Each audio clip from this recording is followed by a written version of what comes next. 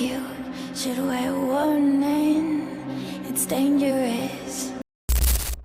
10 seconds. That's all that separated Max Verstappen from winning the 2025 São Paulo Grand Prix. Now, you might be thinking, so what? He finished third. He lost. But here's a question for you. What if I told you those 10 seconds represent something that should be mathematically impossible? Stick with me for the next few minutes, because when I show you the math behind those 10 seconds, you'll realize you just witnessed something that shouldn't exist. And if this sounds interesting, go ahead and hit that like button. It helps more people discover this story. The setup. Let me paint you a picture of Max Verstappen's Sunday in Brazil. He started from the pit lane, not P20, not last on the grid, the actual pit lane. Then, just 7 laps in, he got a puncture, had to pit again, and at the end of those 71 laps, he crossed the finish line just 10 seconds behind Lando Norris, who started P2 with 0 incidents and drove a flawless race. 10 seconds. Those 10 seconds, they're not just 10 seconds, they're a mathematical impossibility, and I'm about to prove it. The math. The pit lane start. When you start from the pit lane in Formula 1, you don't get to line up at the back. You wait in the pit lane while every single car passes before you're released. The entire field gets a rolling start while you're sitting still, watching them disappear. At Interlagos, by the time Verstappen got up to speed, the leaders had already completed turn 1. He was already 25 to 30 seconds behind before he even started racing, but it gets worse. The puncture. Lap 7, virtual safety car, and Verstappen gets a puncture. Under VSC, you can't push. He's limping back to the pits at reduced speed with a destroyed tire, watching seconds evaporate. A normal VSC pit stop costs 18-20 seconds. A puncture under VSC, 30 to 40 seconds compared to cars that pitted without damage. So let's do the math. 25-30 seconds from the pit lane start, plus 30-40 seconds from the puncture. We're looking at a 60-70 second deficit after just 7 laps. 7 out of 71. The reality. And this wasn't a wet race where anything can happen. This was bone dry. Perfect conditions. So here's the question. How do you make up 60-70 seconds in just 64 laps? Verstappen had to be roughly 1 second per lap faster than the leaders. It was a very good race, even with a puncture as well in the race. Now, if you don't follow F1 closely, let me ask you this. Does 1 second per lap sound like a lot to you? In F1, 1 second per lap is the difference between a championship car and a midfield car.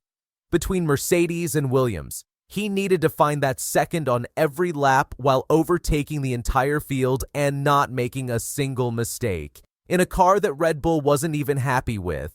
And if you're enjoying this breakdown so far, smash that share button. Trust me, your F1 friends need to hear this perspective. The gamble. See, Red Bull had been struggling all weekend. After the sprint race, they weren't satisfied. So between Saturday night and Sunday morning, they gambled everything. They changed the suspension, fitted a new power unit, rebuilt the car overnight. In qualifying, the gamble backfired. Verstappen failed to get out of Q1 for the first time in his career on pure pace. The rebuild had failed when it mattered most. So Sunday morning arrives.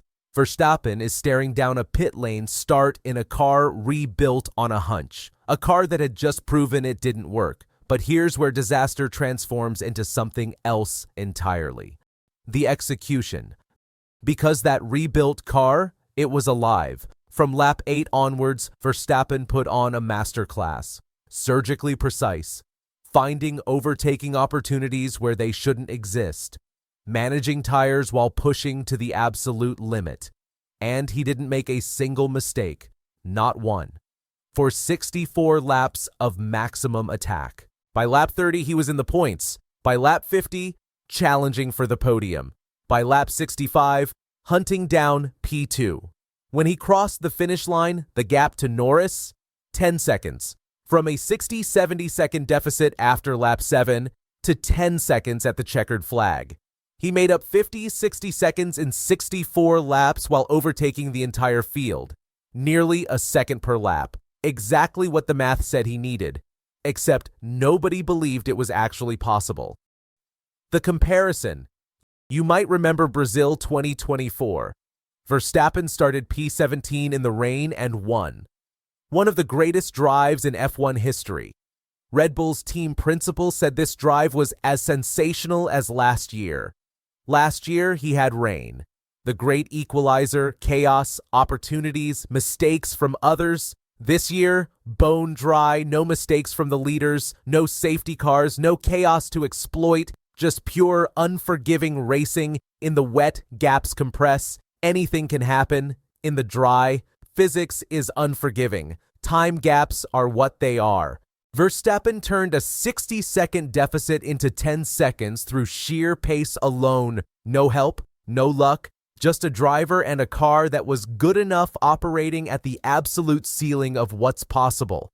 So why does this matter? Because those 10 seconds represent something rare in modern F1. A driver at the absolute limit. Not in a dominant car, not with luck, just execution that bent the rules of mathematics. After the race, Red Bull's boss said, "We take risks. If we don't take that amount of risks, we don't think we'll be able to win." It didn't work in qualifying, but that's how we race. They could have played it safe, but they gambled everything. And on Sunday, that gamble came alive. Verstappen is now 49 points behind Norris with 3 races left. Is the championship over? Probably. But that's not what this story is about. This story is about those 10 seconds. 10 seconds that shouldn't exist. 10 seconds that separate a good recovery from one of the greatest performances in recent F1 history. When people look back at this race, the records will show Norris won. But when they talk about what they witnessed, they'll talk about Verstappen finishing 10 seconds behind from a pit lane start and a lap 7 puncture. Because winning from P17 in the rain is legendary. But coming within 10 seconds from the pit lane with a puncture in the dry? That's not just sensational, that's impossible. And Max Verstappen just made it look inevitable. 10 seconds. Remember that number, because you just watched history. And most people don't even realize it yet. What do you think? Was this Verstappen's greatest drive? Let me know in the comments. And if you want more deep dives into the stories everyone else missed, hit that subscribe button. Thanks for watching. Yeah, I also want to say a big thank you to the team because it's been tough, but we are all, in this together and we never gave up.